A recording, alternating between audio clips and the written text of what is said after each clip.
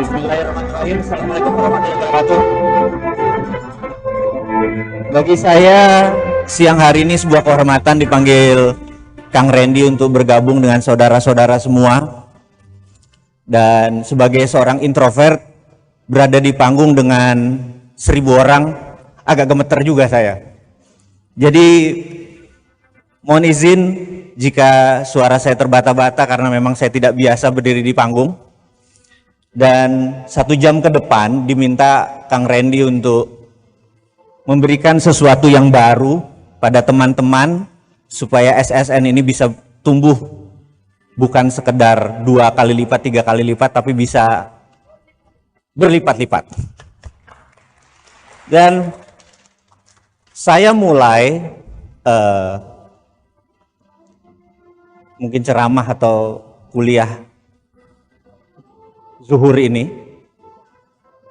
dengan buku yang baru saja selesai saya baca, judulnya The Winner Takes All. Saya ini penggemar buku, jadi 1 bulan 2 buku saya baca.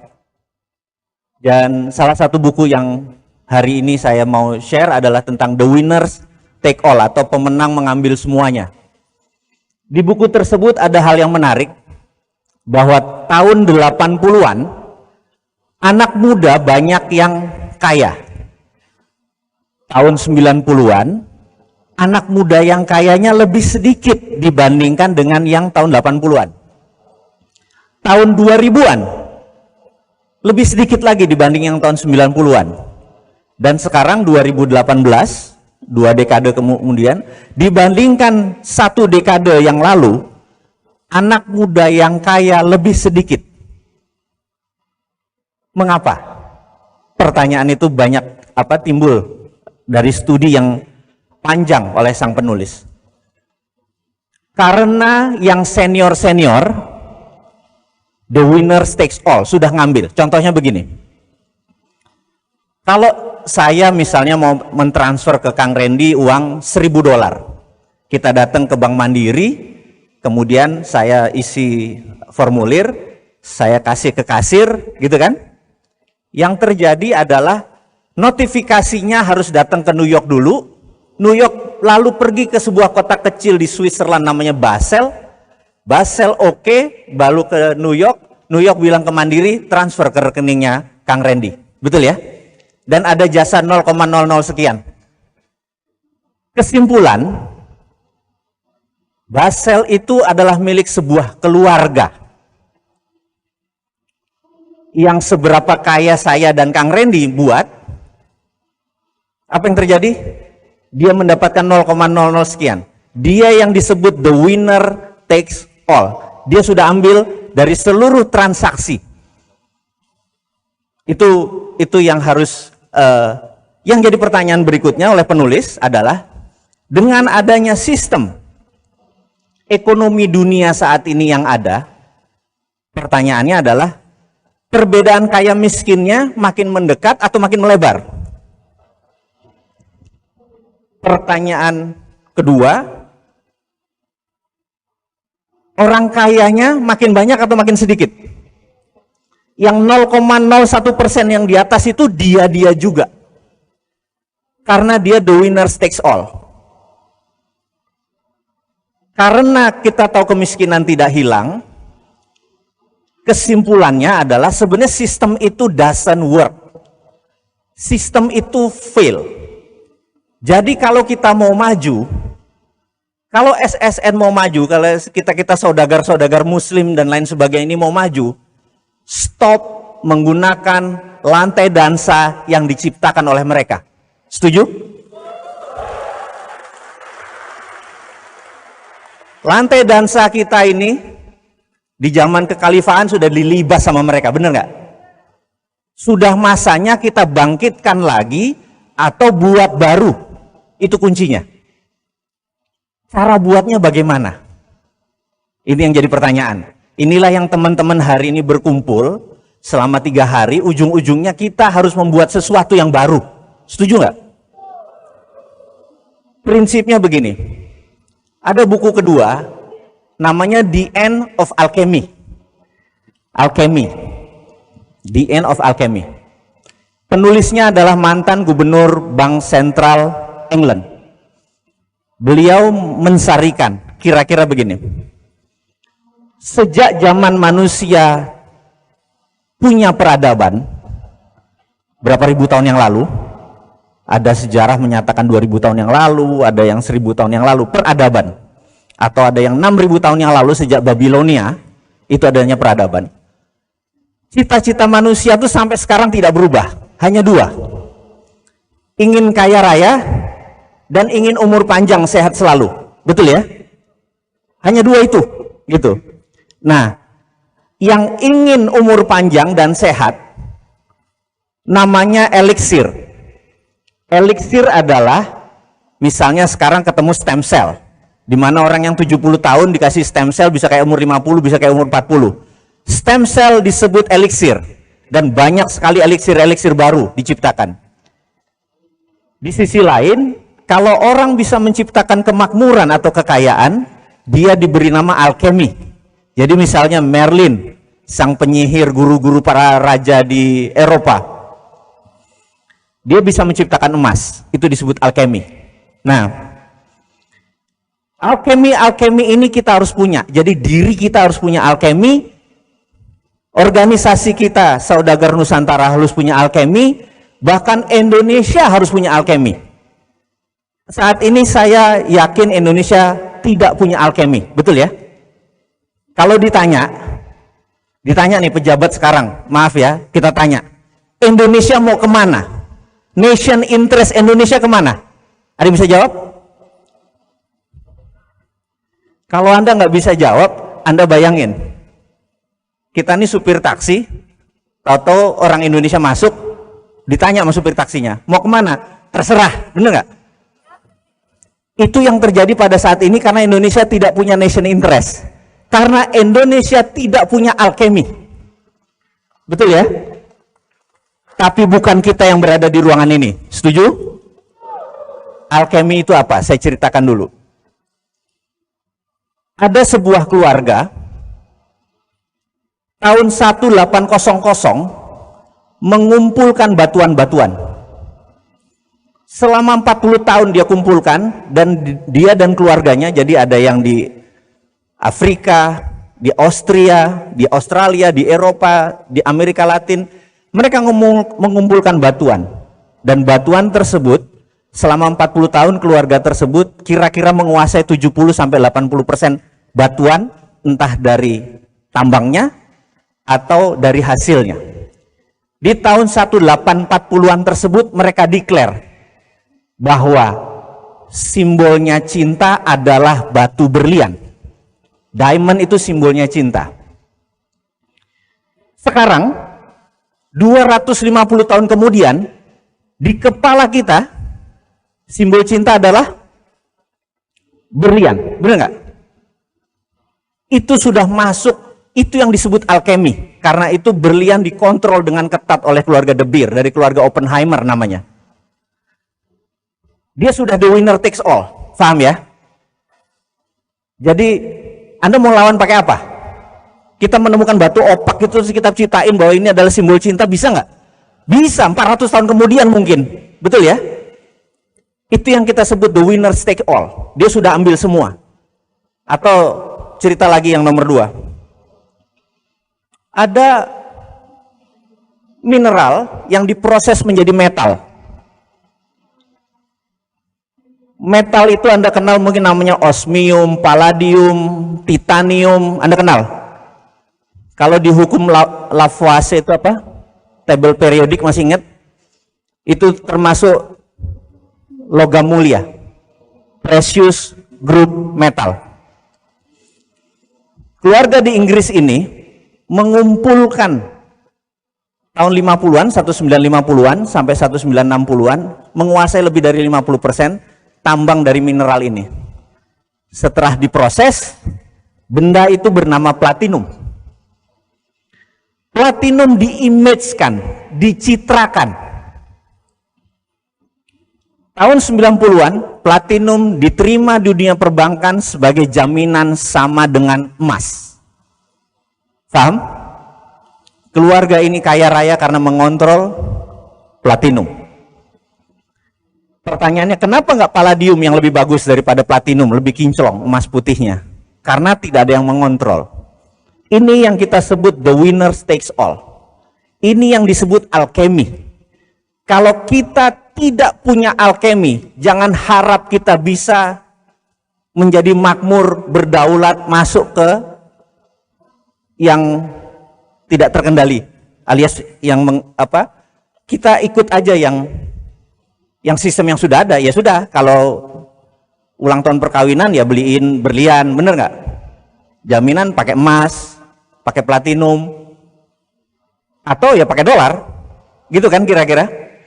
Saya rasa saudara-saudara, sahabat semua yang berada di ruangan ini mulai berpikir, apa alkemi Anda? Apa alkemi organisasi Anda? Kalau Anda masih me too produk, terpaksa Anda ikut sistem yang ada. Ya, dan tidak mungkin Anda akan super kaya, nggak mungkin. Contoh berikutnya, saya sebagai ada dua makhluk saya ini, kalau hari Rebo saya adalah pegawai negeri, tetapi saya udah mengundurkan diri karena kayaknya saya beda pendapat dengan apa yang negara pemerintah saat ini lakukan. Jadi karena kebenaran adalah kebenaran, bener nggak? Versi saya loh ini ya, ngapunten ini. Jadi daripada tensi saya sampai beli tensimeter hanya untuk ngukur, ngecek 140/90 terus minum obat tekanan darah tinggi, paling enak adalah udah tidak berada di lingkungan yang membuat stres, bener nggak?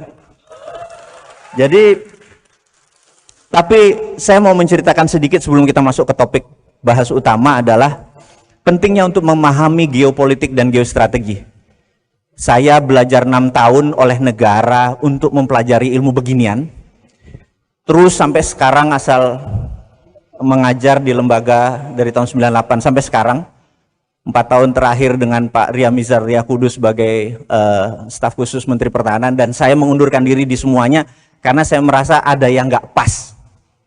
Jadi saya mau ceritakan nggak pas, mungkin beberapa teman udah dengar, tapi sekedar saya ulangi bagaimana tidak pasnya gitu ya. Kita tahu pemerintah sekarang sangat suka membangun infrastruktur, setuju? Tidak salah membangunnya. Yang saya nggak suka adalah hutangnya, bener nggak? Jadi ada ribuan cara untuk membangun tanpa hutang. Jadi saya ceritakan dulu adalah di mana kita di Kementerian Pertahanan dulu, sekali lagi saya bukan sekarang, jadi saya bilang itu udah masa lalu saya. Kita panggil 3 departemen, BUMN karena dia akan membangun, kemudian Menteri PUPR, kemudian Menteri Perhubungan karena jalan kalau udah jadi yang ngelola Menteri Perhubungan, gitu kan? Sewaktu kita panggil, kita tanya, Bapak membangun jalan dari ujung Lampung sampai Aceh, saya angkat topi, betul ya? Yang saya mau tanya adalah, ada nggak jalan yang 3 km lurus? Mereka bertiga, pejabat ini bingung. Untuk apa, Pak? Saya tanya, Anda pernah ikut Lemhanas nggak? Mereka diem. Ya, untuk apa? Kalau kita perang sama Malaysia atau Singapura, kapal perang kita bisa landing di mana pesawat kita, bener nggak? Oh, itu toh gunanya. Dan kita nggak minta biaya.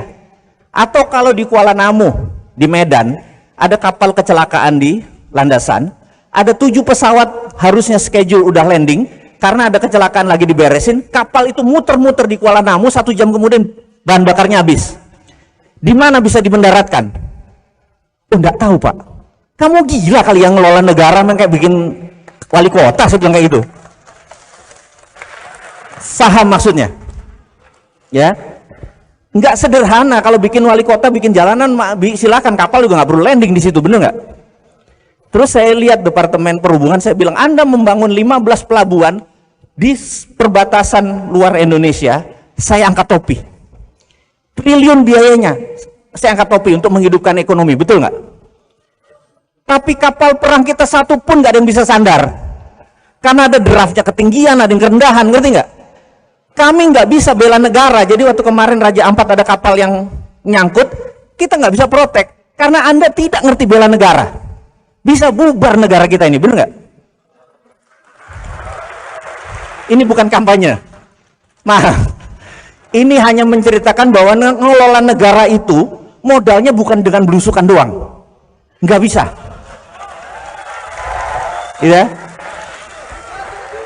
Ini yang harus difahami kita. Ini yang harus difahami kita. Nah, nanti masuk ke pelajarannya nih. Jadi pelajarannya. Jadi saya mau menceritakan, dan ada salah satu sesi di mana saya harus ke Konawe, gitu ya. Siapa di sini dari Sulawesi Tenggara? Wah, saya nggak lihat juga nih ada silau. Jadi di Konawe saya landing 1 jam kira-kira kabupaten itu. Ada tobong pembakar, hilen pembakar, tingginya tuh sekitar 20 meteran. Saya bilang, kenapa menggunakan teknologi yang udah 20-30 tahun yang lalu, bener nggak? Gini, tar. Ini pasti mengekspor utang nih, ngerti nggak ya? Nanti saya ceritakan tentang mengekspor utang nih. Saya cuma lihat, begitu saya masuk ini barang bekas, saya tahu nih ekspor utang nih. Gini ya, ini saya mau ceritakan. Saya iya pebisnis, betul kan? Bisnis kan mau untung gede. Jadi saya punya pabrik di Pasuruan, pinjem bank, riba kan? Betul ya, riba. Ya itu masa lalu kan, Tuhan Maha Pengampun kan?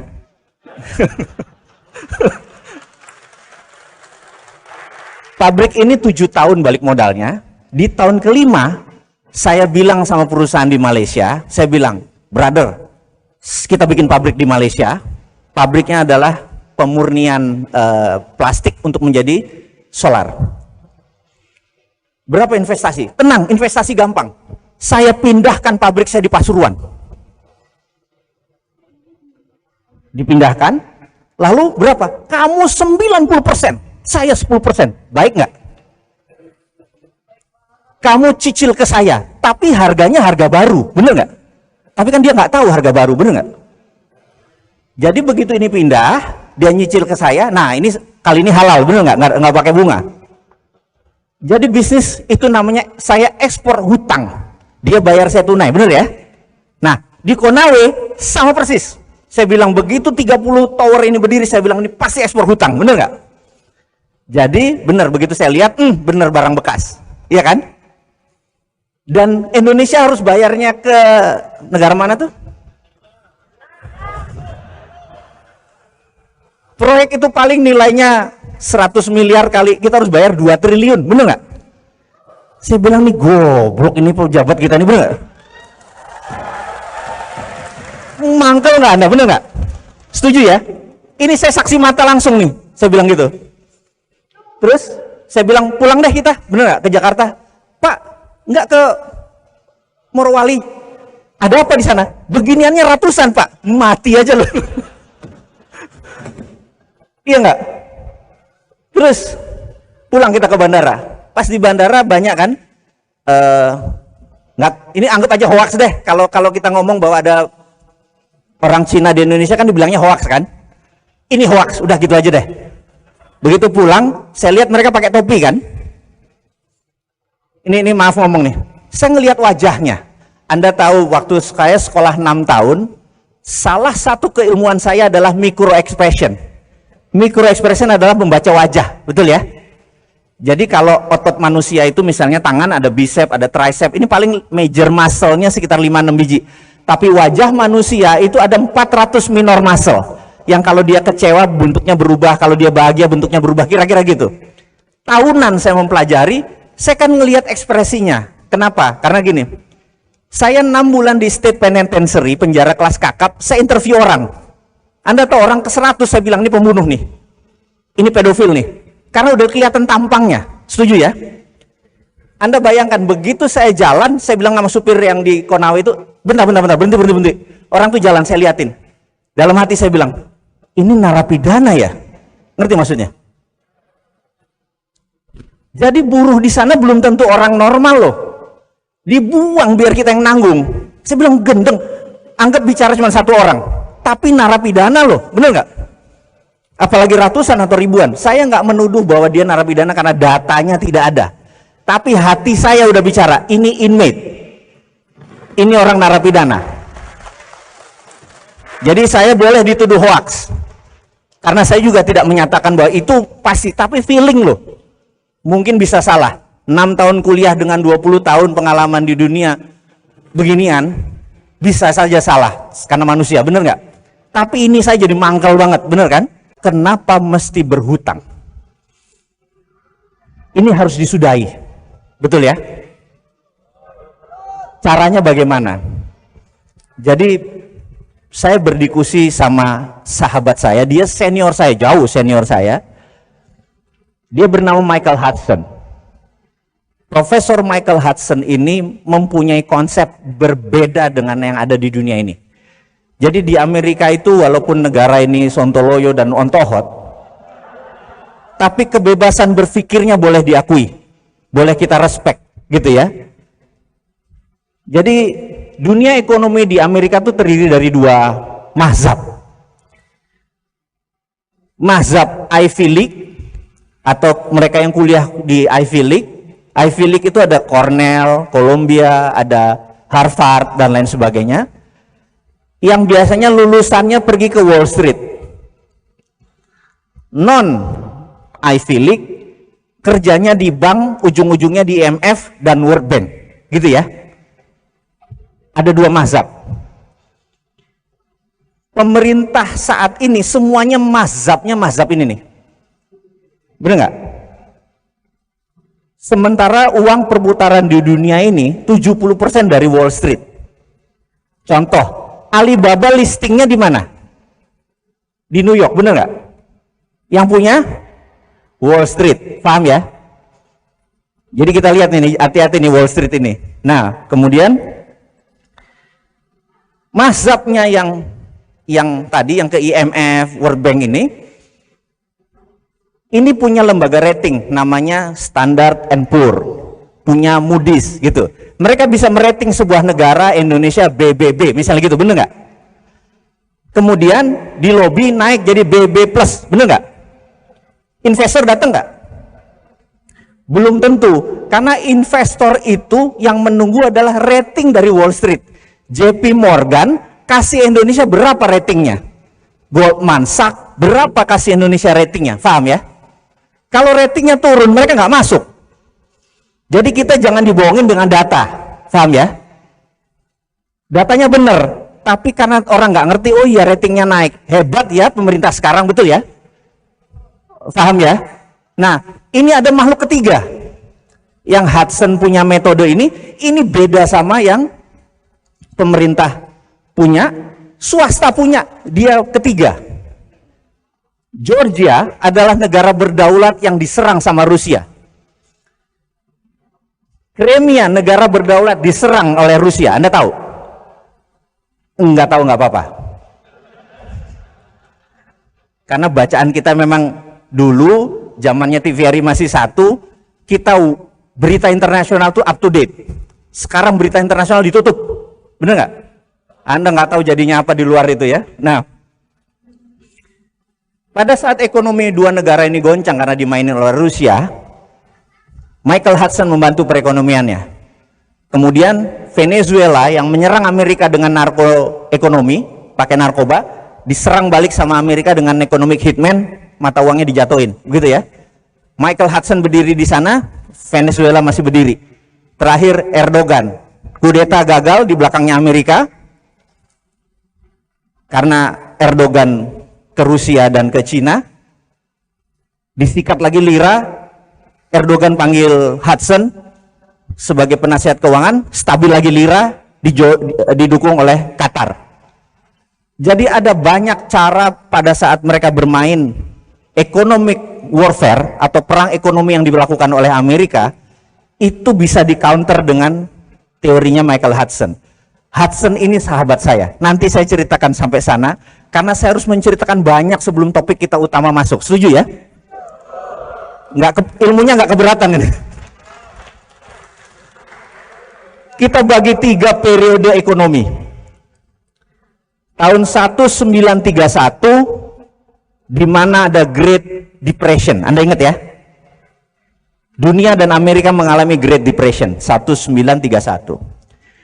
Sebelum 1931, teori ekonomi basicnya menggunakan Adam Smith, tidak ada bank sentral. Karena money, uang, hanya greasing the transaction. Uang itu hanya alat bayar untuk melumaskan saja. Zaman sebelum tahun 1931, kita tidak memuja uang, tidak memuja bunga seperti saat ini. Biasa saja. Setelah tahun 1931, John Maynard Keynes yang disebut Keynesian mempunyai teori bahwa harus decentralize, harus dikontrol. Periode setelah itu dinamakan Keynesian periode, di mana adanya bank sentral di sebuah negara. Karena itu IMF ngontrolnya di bank sentral, benar nggak? Di mana kalau nanti kayaknya nggak mungkin salah satu di antara kita jadi presiden, nomor satu adalah tutup Bank Indonesia.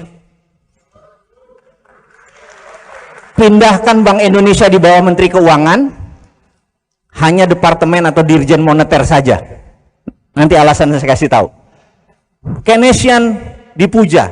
Jadi kalau mereka merasa, oh misalnya saya tanya, Bapak, kita cetak duit 10 triliun, setuju? Maka Bapak akan bilang, nanti inflasi. Betul Pak ya?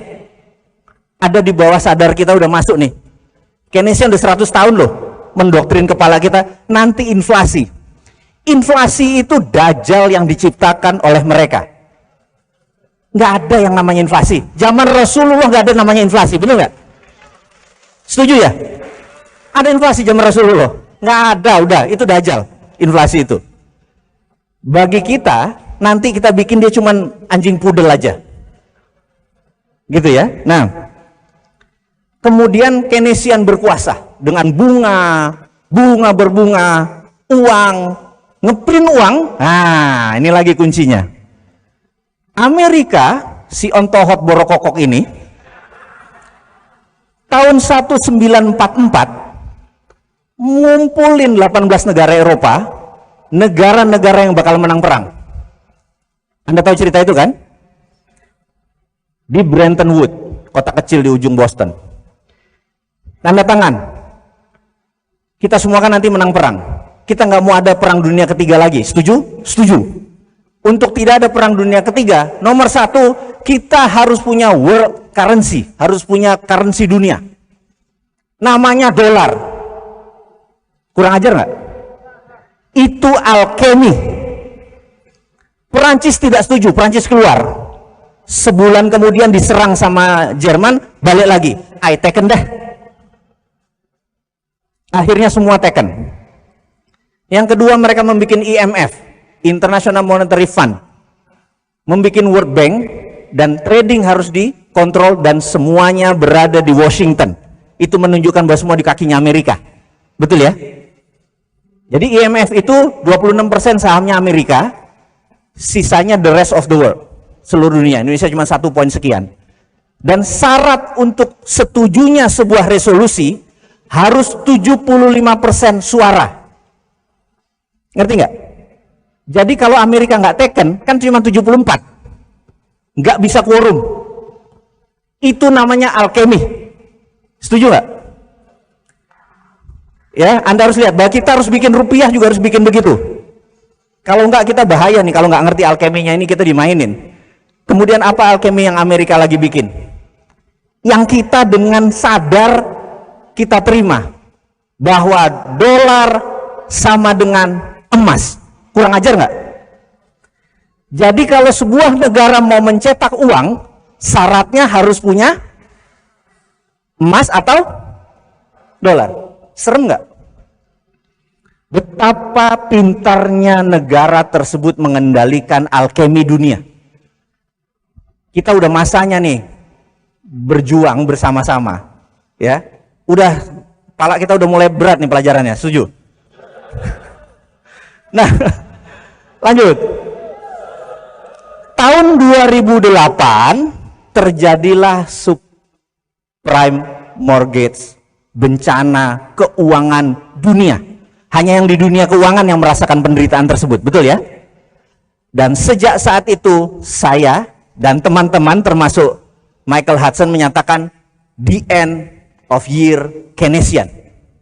Mati Keynesian. Herannya 10 tahun kemudian pejabat negara masih memuja Keynesian. Setuju nggak? Nggak bisa lagi Anda pakai Keynesian. Anda harus pakai anti Keynesian. Nah, ini yang nanti mau kita ceritain anti Keynesian itu. Caranya bagaimana? Rumus nomor 1 adalah print money. Anda akan bilang, nanti inflasi, bener nggak? Selama ada underlying proyek, maka print money tidak masalah. Saya kasih contoh. Kang Randy datang ke saya. Kang Randy adalah Menteri Bappenas. Saya presiden. Ceritanya. Kalau ngayal boleh kan sampai top kan, bener nggak ada ongkosnya. Kang Randy bilang, Mas, kita mau bangun 100.000 rumah. Setiap tahun saya perlu 100 triliun. Bener nggak? Saya bilang, oke. Setiap kota 100 rumah yang sehat, yang baik, yang islami, semua toilet tidak boleh ngarah Ka'bah dan lain sebagainya. Anda ngerti kan? Karena kita harus yang ngebangun. Sholat harus berjamaah dan lain sebagainya. Konsep-konsep kita. Saya print 100 triliun dari langit. Nah, ini Mas, betul nggak? Oke? Mas Randy bilang, Krakatau Steel nyala sekian ribu ton. Pabrik bata mulai dari ujung Jawa sampai Kalimantan nyala semua pabrik bata, bener nggak? Pabrik semen nyala, tidak boleh ada satupun unsur impor. Begitu semua jadi, berdiri, balikin ke saya 100 triliun tanpa bunga. Bener nggak? Ke negara. Kang Randy bangun, dijual tanpa bunga kan jadi murah, bener nggak? Uang begitu masuk ke negara saya bakar. 5 tahun kemudian 100 triliunnya masuk jadi 10 juta rumah, bener nggak? Itulah underlayingnya. Inflasi nggak? Nggak ada, betul nggak? Anda mulai paham? Gampang ngelola negara kan? Itu teorinya Michael Hudson, di mana tahun 2005 beliau penasehat Xi Jinping untuk bilang ke Xi Jinping bagaimana melakukan. Dan apa yang dilakukan? Mereka punya dua. Renminbi di dalam negeri cetak suka-sukanya, yuan di luar negeri. Mereka punya dua currency. Anda tahu kan? Enggak. Baru tahu sekarang. Suka-suka mereka nyetak duit selama ada proyeknya, betul ya? Setuju? Jadi sekarang proyek itu ngapain ngutang, bener nggak? Kesel nggak gitu ya, bener nggak? Print aja, tolnya gratis. Kalau memang cinta rakyat, jangan tol yang dibangun, jalan umum, karena yang dilewati bisa dapat faedah.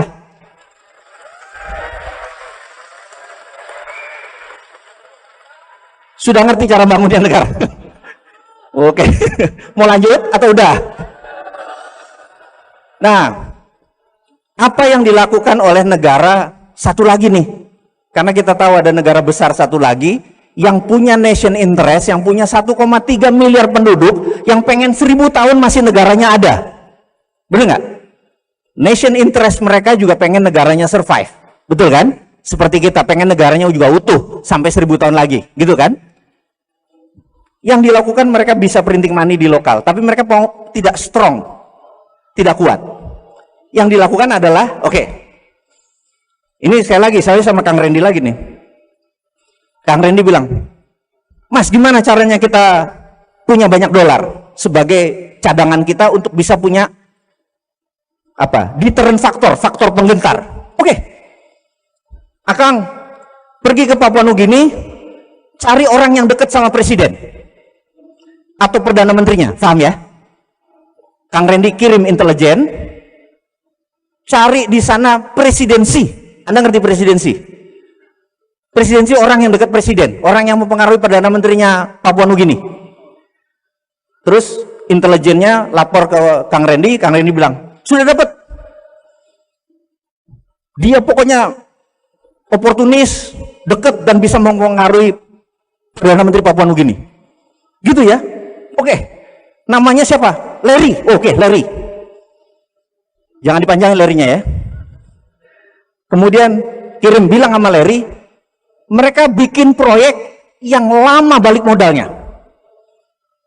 Tapi ada streaming of income. Pelabuhan, bandara, jalan tol, bener ya? Yang panjang, yang kalau perlu tidak lama balik modalnya. Ngerti nggak? Oke.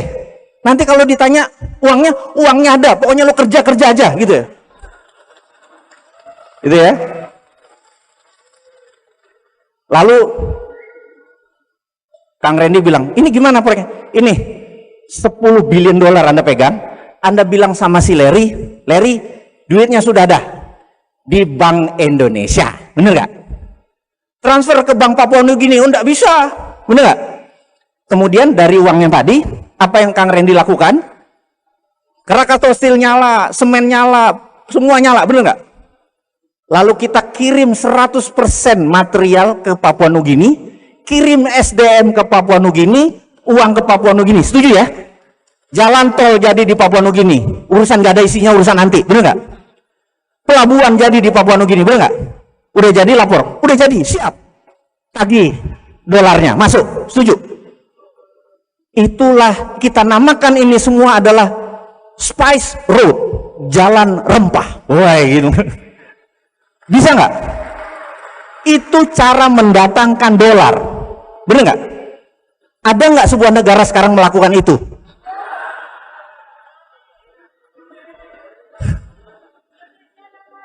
Ada nggak? Indonesia nggak ada, hoax, nggak ada. Pemerintah kita pintar. Bener nggak? Anda udah mulai ngerti sekarang? Mulai panas. Guru besar itu adalah Michael Hudson, yang dia bilang, if you become the presidency, kalau kamu si Ontohot ini deket sama presiden, atau kamu sendiri presiden dengan didukung teman-teman SSN, saya penasihat keuangan kamu, bener nggak? Saya bikin kamu lebih besar dari negara sekarang karena kamu mempunyai sesuatu yang negara lain tidak punya. Nah ini mulai mikir nih, apa? Indonesia negara keempat penduduknya terbesar di dunia, setuju? Dan negara muslim terbesar di dunia, setuju? Kalau kita punya bola dari plastik, dimasukin rempah-rempah, ada rem itu yang mengkilat-mengkilat glitter, lalu diputer bola tadi, rempah-rempahnya nempel di mana? Di tengahnya, bener nggak? Setuju ya? Bumi sudah muter berapa tahun sih? Sama porosnya 5 juta tahun, bener nggak?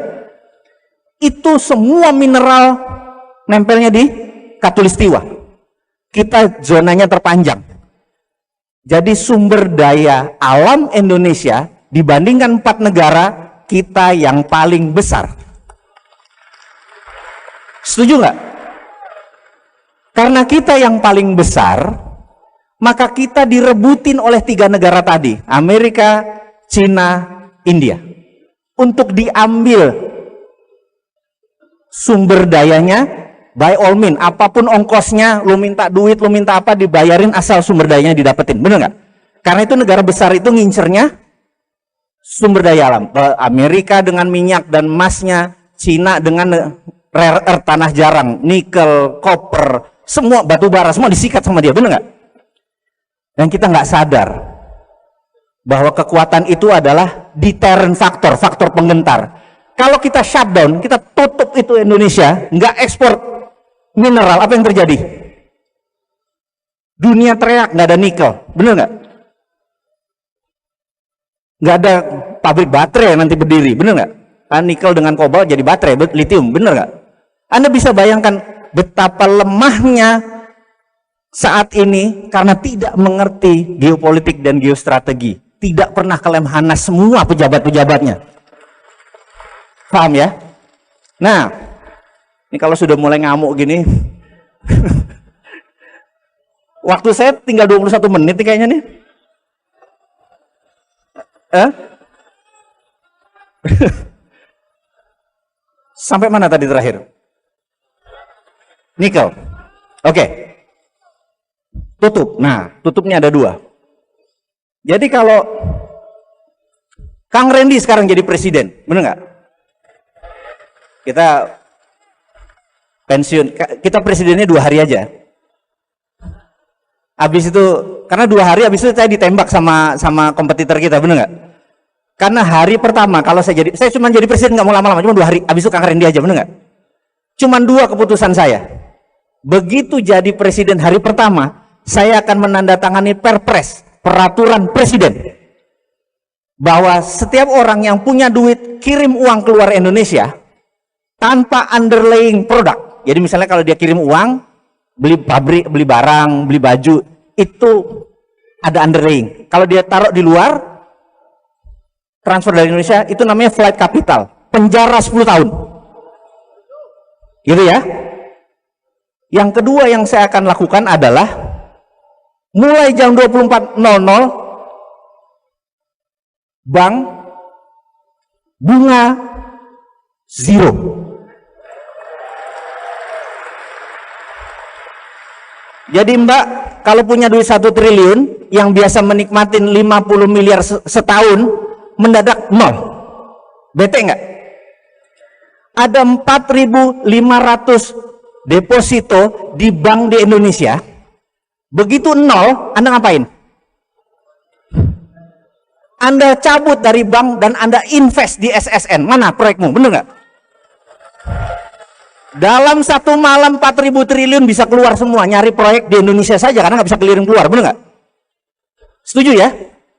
Ekonomi jalan dalam 1 hari doang. Bener nggak? Jadi 1 menandatangani apa tadi? Flight capital. 2 deposito 0. Syariah nggak negara kita ini? Halal nggak makan kita? Bener nggak? Hanya dengan perpres kalau presidennya niat, dan harus niat, bener nggak? Habis itu saya ditembak mati, bener nggak? Ada nggak yang nembak saya? Iya, orang yang punya duit triliunan bete, bener nggak? Mau ngirim keluar nggak bisa, tembak aja si Mardigu itu, bener nggak? Saya mati, insya Allah syahid, bener nggak?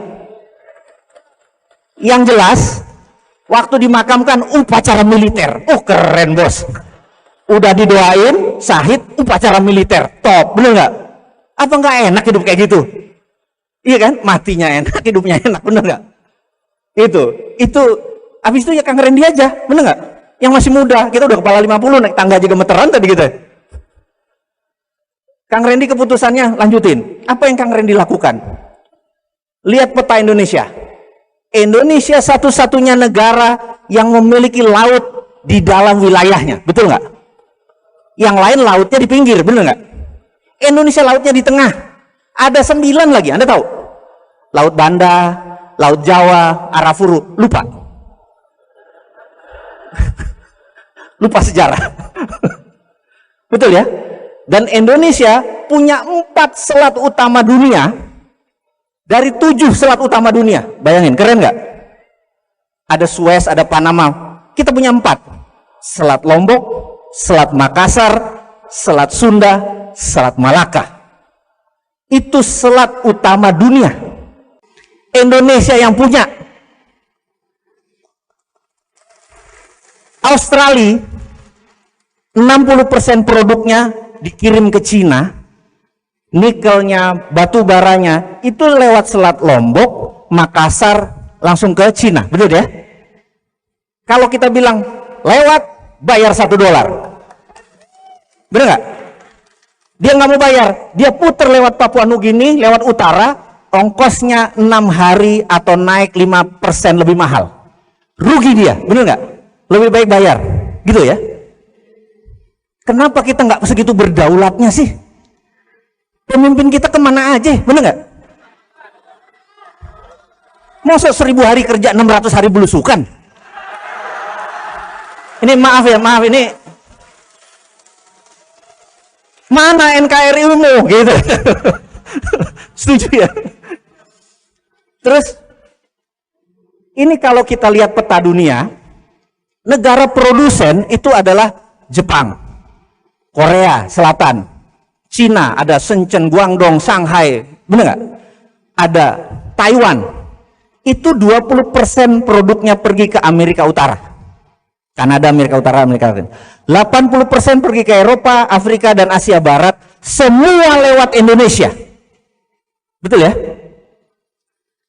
Kalau Kang Randy mutung, ditutup.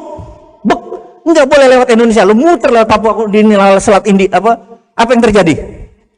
Cina rugi triliun dolar karena nilai barangnya 2.000 triliun dolar. Paham? Kalau kita minta $1 aja, itu nilainya 200 billion atau 2.000 triliun. Indonesia tidak perlu ngutang. Hanya kita tutup itu semua, jadiin danau. Boleh nggak? Berani nggak? Kita bakal diserang sama banyak negara besar. Berani nggak? Berani, bos. Karena kita di dalam sendiri sudah kaya. Iya, bener nggak? Jadi nyelesain masalah bener. Ngutangnya dari mana dari tadi? Solusinya banyak, bener nggak? Tutup selat di Indonesia, bayar, dapat duit kita. Mineral yang banyak tadi, tiru apa yang Arab Saudi lakukan. Aramco Saudi merasa bahwa minyak dia cuma ada 20 tahun lagi. Sementara kehidupan itu ribuan tahun, bener nggak? Dia ubah corporate action negaranya. Dari petrodolar, dari petro menghasilkan dolar, dia mau ubah menjadi properti dan pariwisata. Karena dia punya Ka'bah yang sampai akhir zaman orang perlu datang ke Ka'bah, bener nggak?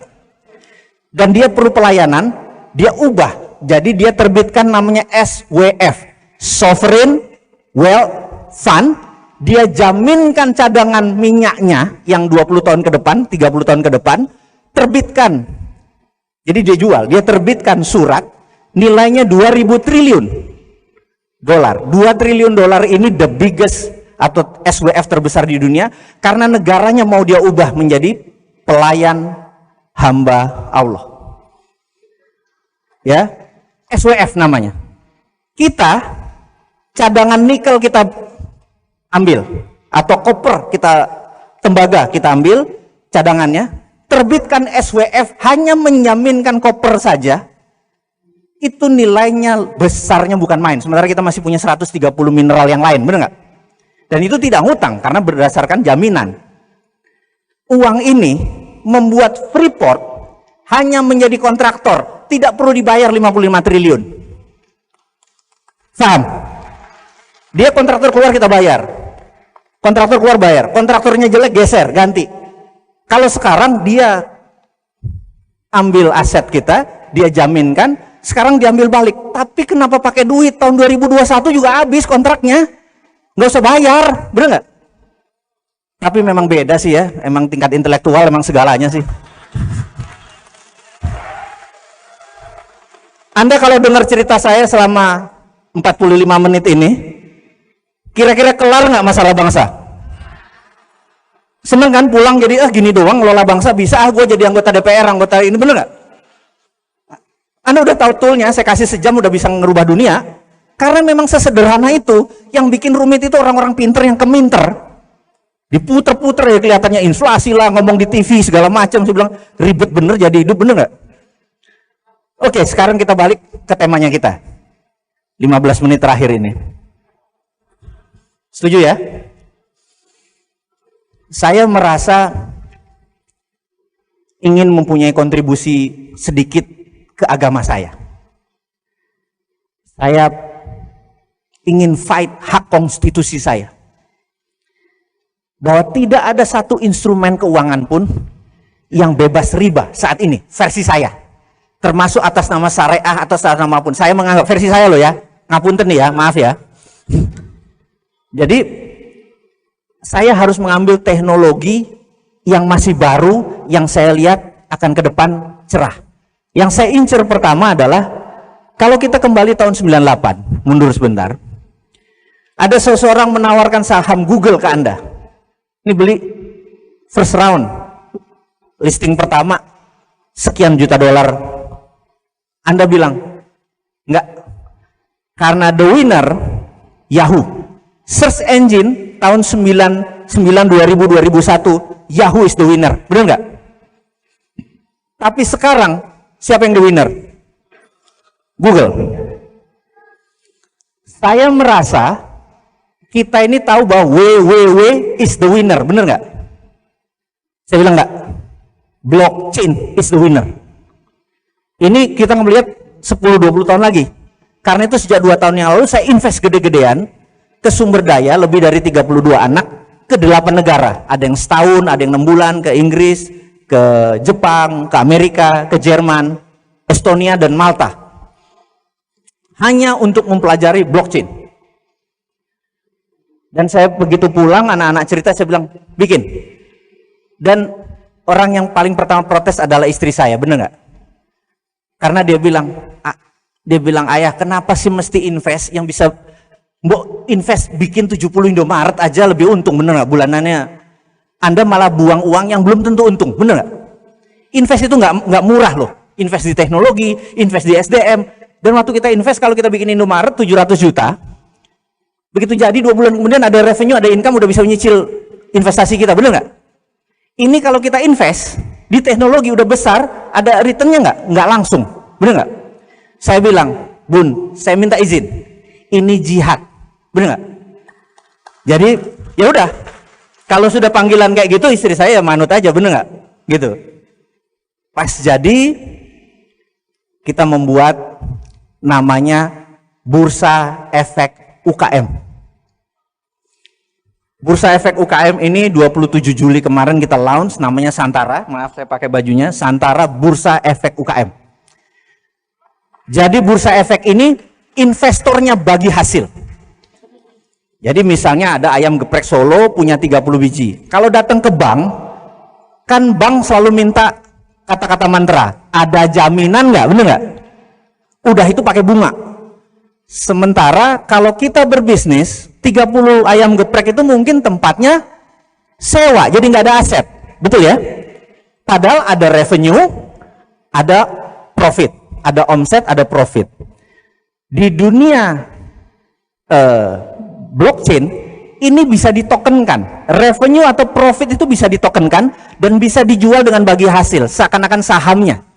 Tapi bukan saham kepemilikan, saham profitnya. Paham ya? Ini ilustrasi sebentar. Jadi dia beli token atau beli itu adalah hitungannya seperti saham. Nah,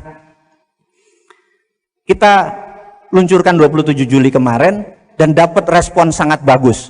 Karena ada 37.000 orang mendaftar ingin jadi investor. Kenapa? Karena mereka taruh uangnya di bawah bantal. Karena nggak mau riba. Dia perlu investasi sementara produk-produk tersebut memerlukan uang, gitu ya. Listing 1 hari perlu 1 miliar, saya ingat Arfah Barbershop. Siapa yang dari Jawa Tengah dan Jogja? Ada 51 Arfah Barbershop. Dia mau buka 4 cabang, perlu duit 700 juta. 3 jam habis. Karena bagi hasilnya 20%. Dan 20% itu bagi hasil, bukan bunga. Kita terbitin durian token.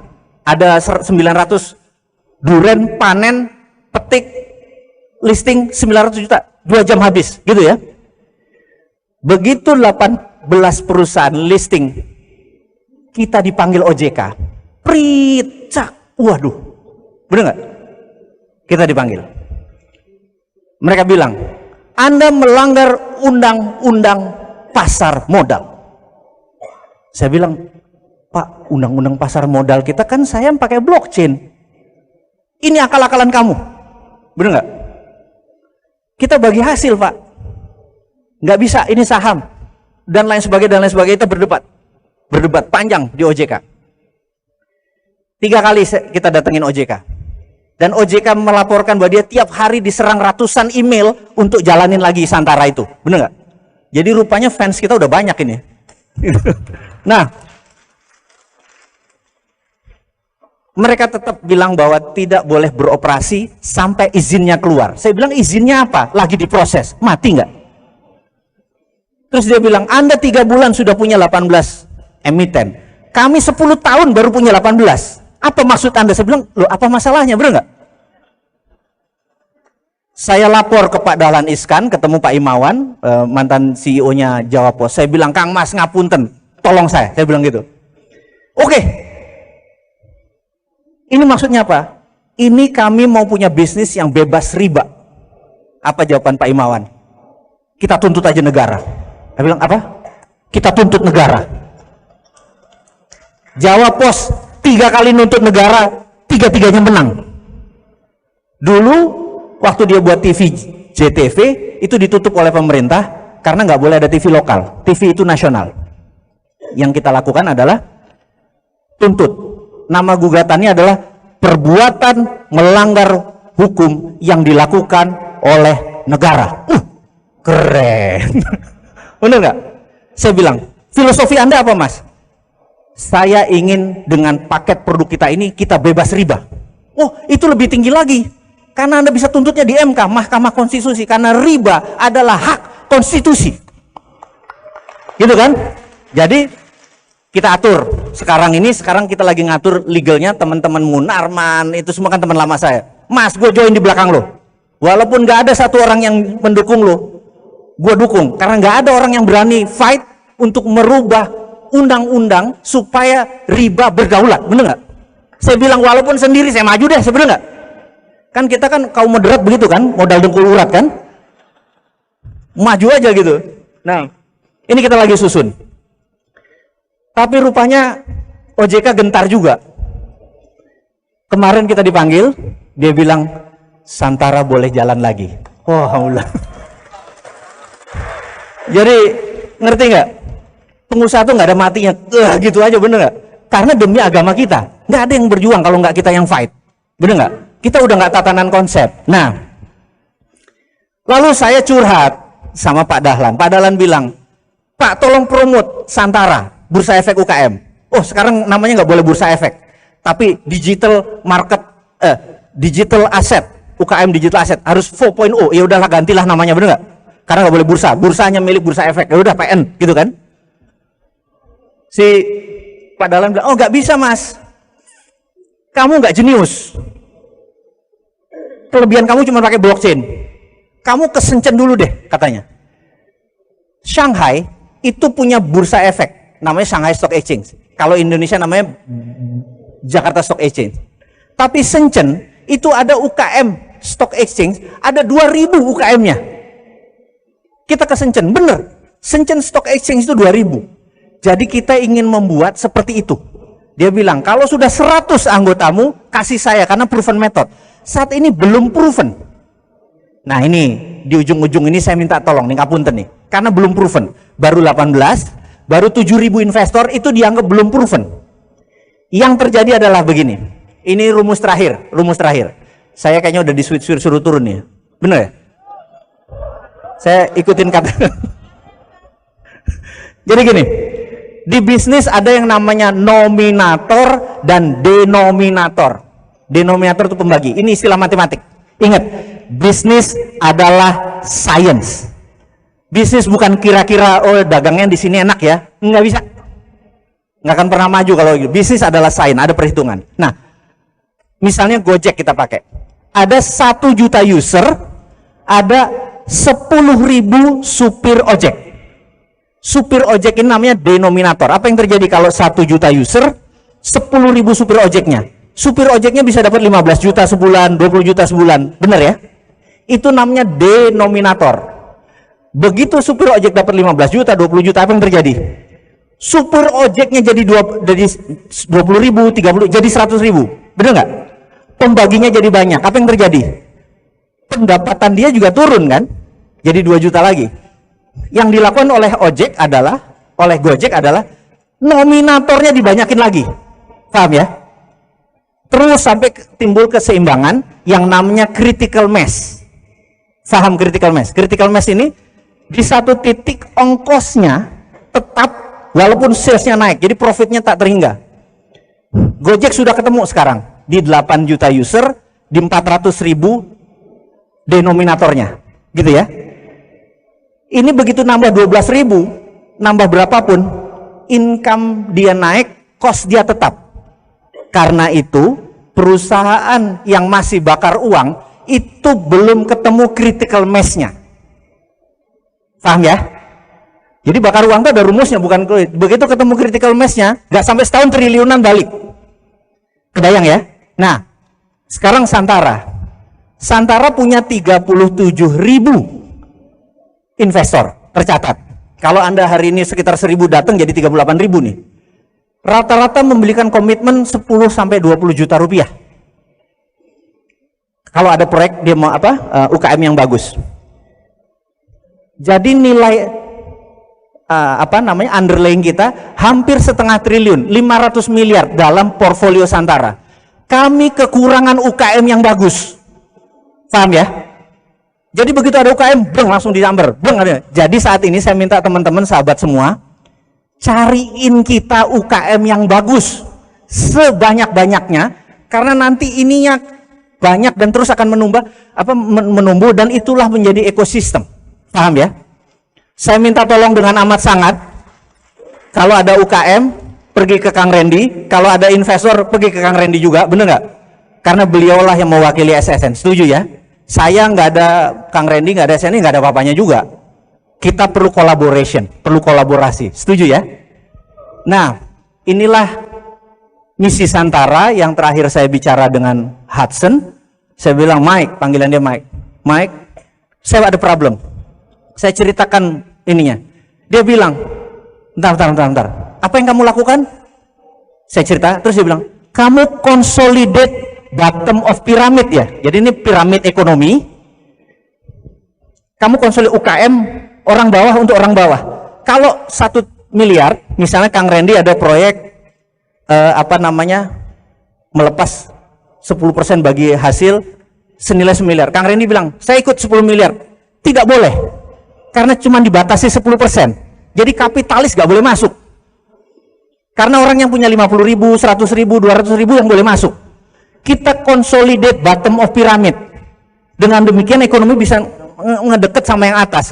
Hudson bilang, ini Anda punya konsep, kalau jalan, dia minta izin untuk dibuatkan Nobel. Karena ini jenius katanya. Mengangkat bottom of pyramid. Sadar ya? Paham ya maksudnya ya? Dan hari ini, sahabat-sahabat semua, saya minta, karena ini cuma tool. Anda punya proyek sekarang udah bisa dibiayai oleh siapa? Oleh kita semua. Jadi bottom untuk bottom. Bottom of pyramid untuk bottom of pyramid. Konsepnya sudah jadi, softwarenya sudah jadi, izinnya sudah lengkap.